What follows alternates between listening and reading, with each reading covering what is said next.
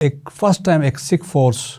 گلگت میں آئی، اور that was the time 1842 ہے جب کہتے ہیں گلگت کی تاریخ بدل گئی تھی۔ 1842 میں باہر سے ایک فورس آئی جس کی وجہ سے پھر اس کی امپورٹنس بڑھنے شروع ہو گئی تھی، لیکن 1842 میں یہ سکھ تو وہاں پہ آئے ہیں لیکن ہولڈ نہیں کر سکے انٹل 1860 میں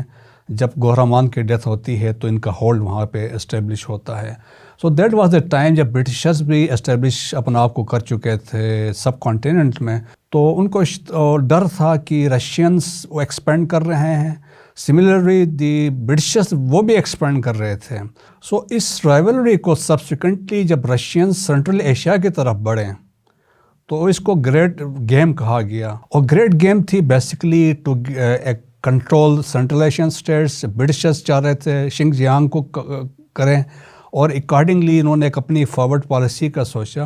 سو انہوں نے اپنے fact finding missions Gilgit Baltistan میں بھیجے 1860 کے بعد، اور ڈفرینٹ فیکٹ فائنڈنگ مشنز آئیں، اور وہ آئے ہیں گلگت کی طرف گئے ہیں، گلگت سے ہنزا کی طرف گئے ہیں، اور وہاں سے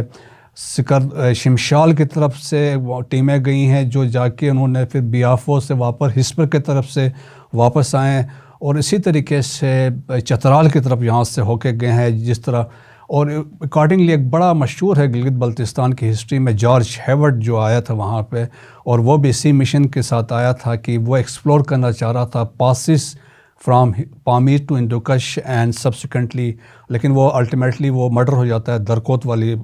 پاس کے قریب سے۔